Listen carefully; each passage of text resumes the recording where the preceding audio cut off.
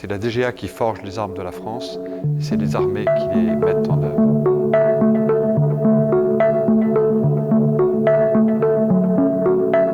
Ce que représente pour moi la DGA, c'est un partenaire par sa complémentarité, parce que c'est un partenaire qui a un point de vue décalé et complémentaire du nôtre sur le sujet central qui est l'armement, et la capacité à se doter de ce qui est nécessaire pour combattre l'ennemi, avec de notre part une vision évidemment très opérationnelle, et de leur part une vision très technique et surtout très scientifique. Et donc cette complémentarité des points de vue est absolument indispensable. Et puis c'est un partenaire très fiable aussi, et qui a une connaissance de l'industrie, une capacité à contractualiser que les armées ne possèdent pas. Et donc je pense que c'est cela ce que représente la DGA pour moi. Un partenaire absolument indispensable au succès des armes de la France. « 60 ans pour la DGA. D'abord, on est l'année du cinquantenaire de la mort du général de Gaulle. Et ça m'inspire la très grande aventure de reconstruction de la France, la très grande aventure de la reconstruction des armées françaises après la Deuxième Guerre mondiale, et surtout la très grande aventure de la modernisation de l'armée française qui rentre dans l'ère de la dissuasion nucléaire, dans l'ère de la modernité. Et c'est surtout ça que représente pour moi cette durée. Ça représente aussi pour moi, bien sûr, peut-être parce que je suis fils de sous-marinier nucléaire, la dissuasion. Ça représente la constance, et je pense que les 60 ans de la DGA, c'est une forme de représentation de cette constance de l'effort de la nation, cette constance de l'expression de la volonté de l'État à construire l'instrument de sa souveraineté dans un monde qui reste un monde dangereux. Donc je relie très étroitement cette durée d'engagement fort et constant de la DGA avec cette volonté que l'État exprime de s'armer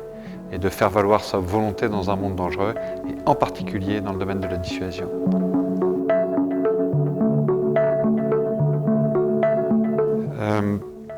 L'actualité ou les actualités,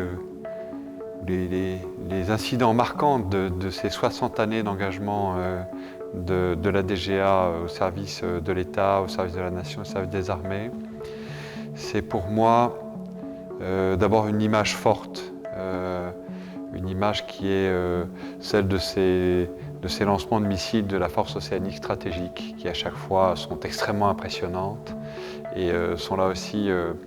le symbole de cette coopération très étroite entre les armées, entre les ingénieurs de la DGA, entre les techniciens de la DGA et puis les industriels bien sûr.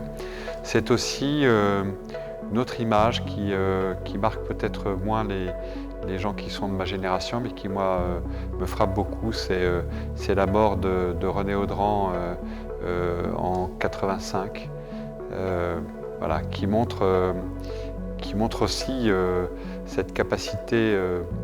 qu'a la DGA, qu'ont les ingénieurs de l'armement, qu'a ce corps très particulier d'incarner le service de la France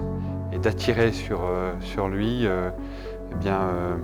la volonté que peut avoir l'ennemi de nuire à la France. Voilà. Et en cela, je trouve une forme de grande proximité,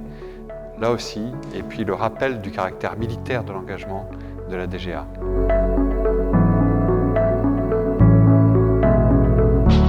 Et écoutez, une anecdote, là aussi, pardonnez-moi, c'est assez personnel. Et c'est la visite que nous avons faite avec Joël Barre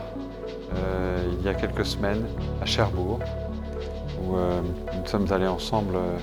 visiter le chantier de Naval Group, rencontrer le travail que font ces industriels, ces ouvriers très étroitement associés aux marins de l'équipage de nos sous-marins, très étroitement associés aux équipes de la DGA sur la construction de nos sous-marins nucléaires d'attaque. À cette occasion, nous sommes allés déjeuner sur le Redoutable, voilà, qui est le sous-marin qu'avait commandé mon père. Et donc j'ai trouvé là aussi une sorte de continuité évidente, continuité qui me renvoyait à quelque chose de très intime, et puis une modernité incroyable, une projection dans l'avenir tout à fait extraordinaire, parce que les bateaux qui sont en train d'être conçus, construits, réalisés, sont des bateaux qui seront en service dans 40 ans, et Dieu sait ce qui va se passer dans 40 ans. Et donc c'est à la fois une anecdote, et c'est surtout pour moi, dans cette connivence, dans cette complicité qu'il y avait entre l'industriel, le militaire que je suis, l'ingénieur qui est Joël Barre, dans ce monde de gens qui se projettent dans l'avenir et dans le service de la France. Voilà, un grand plaisir, une grande joie et quelque chose de très réconfortant et qui donne confiance dans l'avenir de nos armées.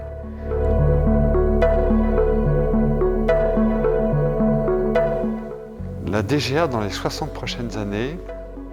je dois vous avouer que même si j'ai une vision très précise de ce que sera l'avenir, j'ai un peu de mal à le voir. Je suis surtout capable de dire ce que je souhaite que la DGA continue de faire dans les 60 prochaines années. D'abord qu'elle continue à être dans cette très grande proximité avec les armées, j'oserais dire dans cette très grande communion d'une vocation au service de la France par les armes.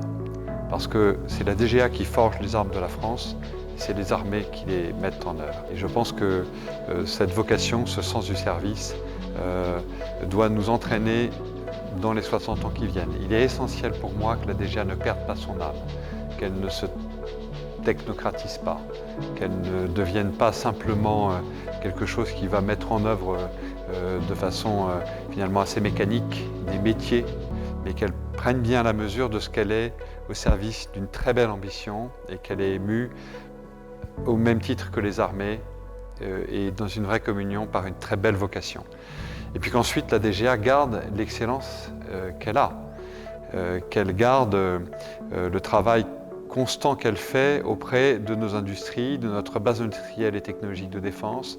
en sachant en permanence susciter l'innovation, susciter la création, garantir la très grande rigueur, la très grande excellence de cette industrie de l'armement, de façon à ce que, de façon là aussi très complémentaire, nous puissions, nous, en faisant valoir nos exigences opérationnelles, et la DGA, en faisant valoir ses exigences scientifiques et techniques, le mieux possible, servir à la fois l'industrie française et servir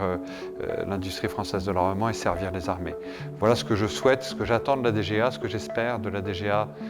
dans les 60 années qui viennent. Je suis sûr qu'elle y parviendra si elle conserve l'identité qui est la sienne aujourd'hui et si elle conserve son âme. Et je suis à peu près persuadé qu'elle le fera très bien.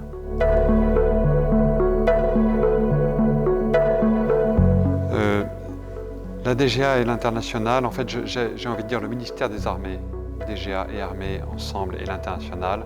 c'est évidemment un domaine central dans lequel la DGA a déjà énormément fait, puisqu'elle est un acteur majeur de la construction et de la montée en puissance de grands programmes internationaux